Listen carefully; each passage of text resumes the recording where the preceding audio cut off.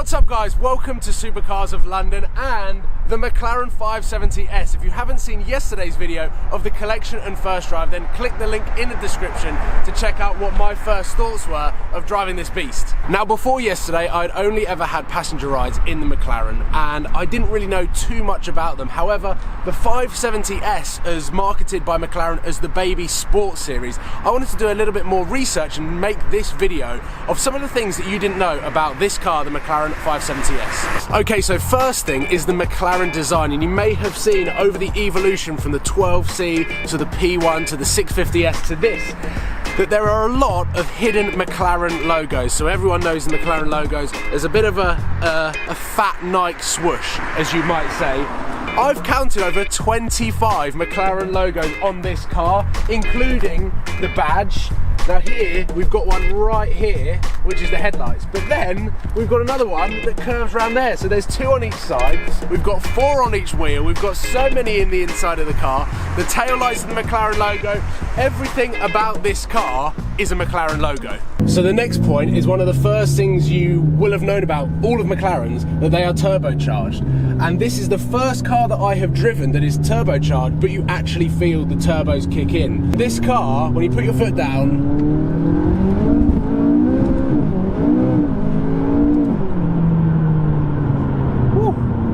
you just, all of a sudden, midway through the range, take off into a new dimension.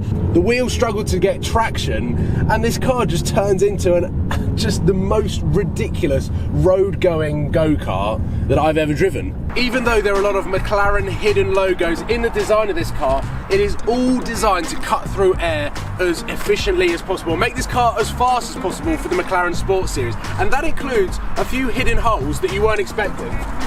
One here, one in here, and even one through the door. Now the baby McLaren is actually the best sounding McLaren. The 12C came out, obviously that was the first real sort of test the waters for McLaren. Then the P1 came out and it just sounded like a 12C with bigger turbos.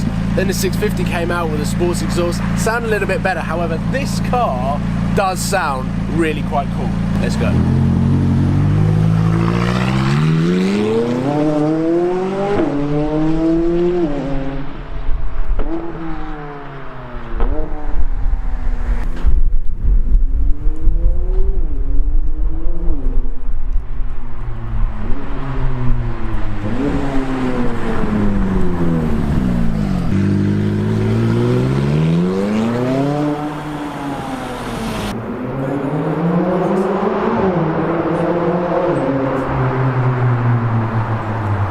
Even though McLaren market this car as a sports car, this car has got supercar performance, there's no doubt about it. 0 to 62 in the McLaren 570S is 3.2 seconds. Now if you want to compare some of the McLaren sports car stats against some of the first hypercars ever to be created, let's go back to 2004, where Mercedes and McLaren combined together to create the SLR. 0 to 60 on that car is 3.5 seconds. This car is faster than an SLR McLaren. Now I could carry on here with the SLR's rival, the Porsche Carrera GT, now for sale second hand for over £600,000. It's the same 0 to 60. 3.5 seconds to 60 miles an hour in a Porsche Carrera GT. And I know that it's a manual gearbox and I know that car really struggles for traction, but still, this car, the McLaren sports car, is faster than an SLR and a Porsche Carrera GT. And what about a Zonda, the first Zonda C12S, one of the most craziest hypercars to come out ever? 3.7 seconds 0 to 60. This car is faster than all of those hypercars that are well over £500,000. This car costs 140 grand. And if we're going to talk about price, McLaren, this car starts at £143,000. So compared to those cars that I was just comparing it to, this car is cheap as chips. However, even though it's £143,000, once you start putting optional extras on this car, it can get a little pricey. If you want carbon on the exterior, if you want the 10 surround sounds, 10 speakers surround sound, it is going to start creeping over the £170,000 and into the 488 GTB territory from Ferrari. So even though this car starts at £140,000, it's pretty much impossible that you're going to see a McLaren 570S on the road that cost £143,000. However, they do a detuned version of this car, the 540C, which has got a detuned engine from this car, and the exterior looks pretty much exactly the same. So if you want to save a few pounds, buy a 540C and then retune it back up to the 570 engine power.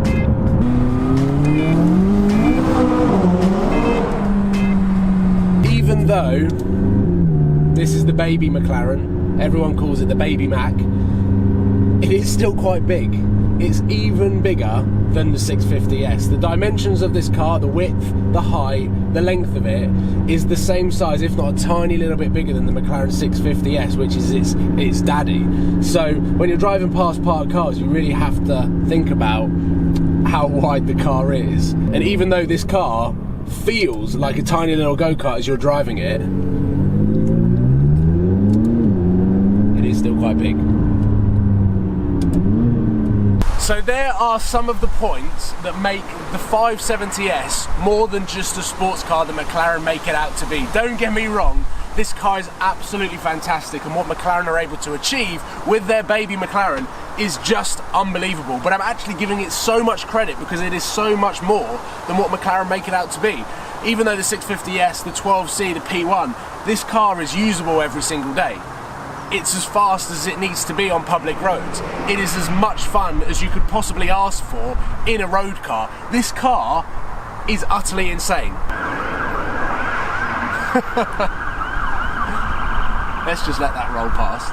Hopefully you've enjoyed this video with the bright orange McLaren 570S that turns heads everywhere you go.